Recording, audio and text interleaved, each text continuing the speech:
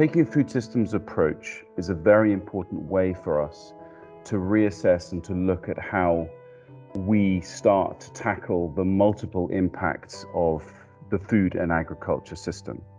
So that means looking at the impacts that are currently pretty negative on farmers' livelihoods, on people's health, and also on the planet.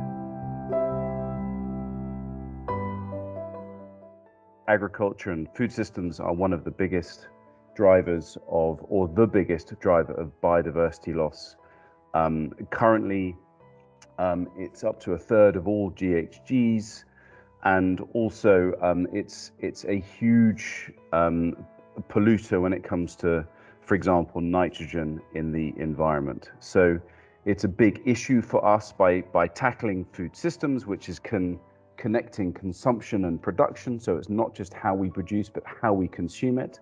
So the food waste that we create and the types of foods that we eat are all a part of this question. Let's start with the consumption side. So we, as UNEP, we are very much involved in food waste reduction. In fact, we're the guardian of SDG 12.3.2, which is about reducing food waste by 50%. We are also a member of UN Nutrition, which is looking specifically at nutrition and how better nutrition can therefore impact the way we produce and therefore the environment.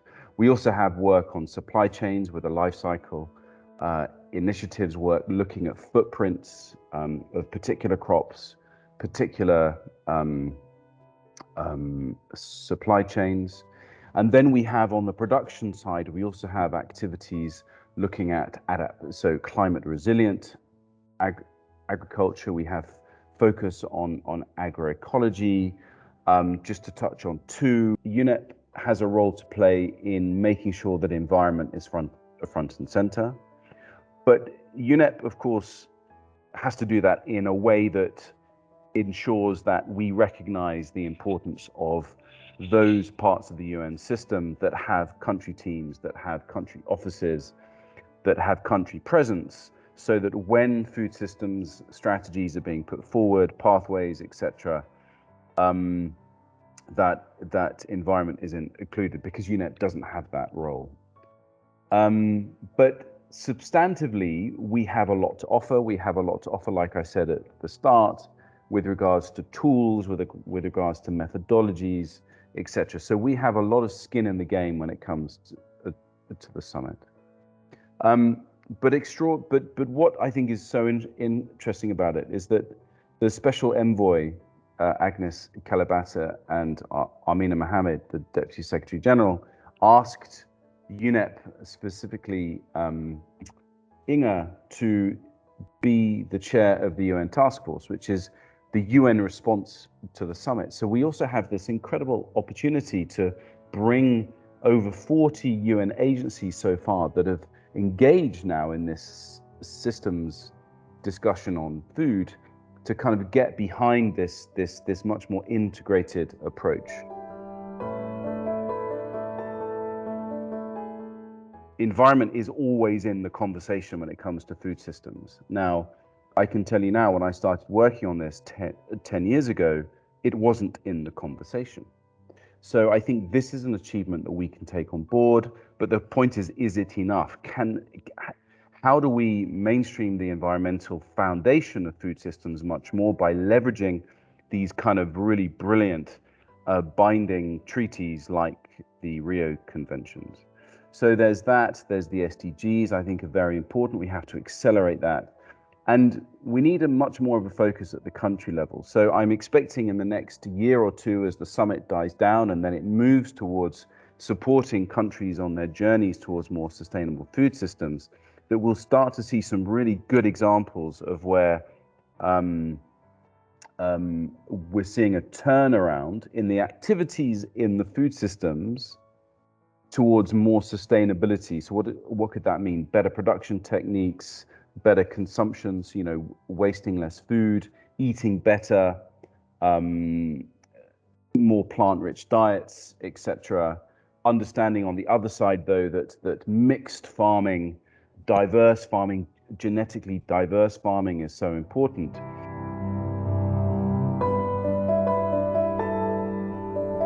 Any kind of change is uncomfortable, but systems change is even more uncomfortable, because I think it's going to impact all of us, how we consume, how farmers produce.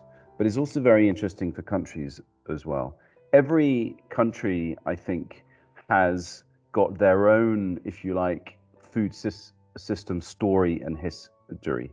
So we're asking, if you like, people that usually talk about agriculture and food to talk about it with other people. So that's ministries of agriculture have to get comfortable now sharing this with ministries of health, with ministries of environment, with ministries of planning, finance, etc.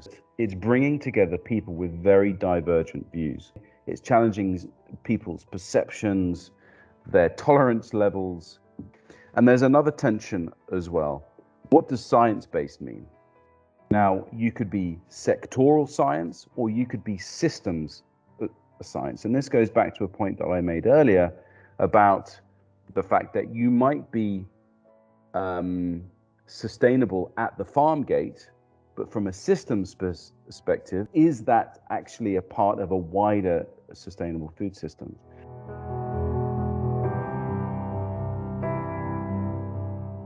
The Food Systems Summit is quite unique, actually, because it's not only a discussion at the global level, but it is a mobilization of member states. And as of today, over 140 countries have agreed to carry out and host country-level dialogues on food systems.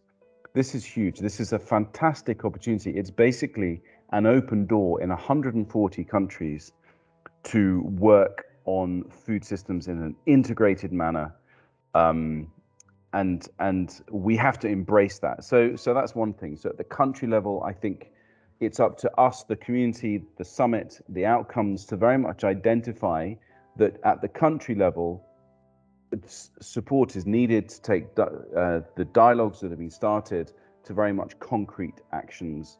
On the other hand, there's also a discussion that's emerging around some of the more contentious parts of the food system. So, you know, you can have a sustainable production piece, or you can have the most sustainable farming, but is the consumption of those products within the planetary boundaries? I.e., if you have too much of one thing, even though it might be sustainable at the farm gate, maybe globally, the level and the quantity of the consumption of that product goes beyond planetary boundaries. As for expectations, we are looking for a systems change, not only at the country level and in food systems itself, but in the UN system also. We can't advocate for system change at the country level if we as a system don't embrace that.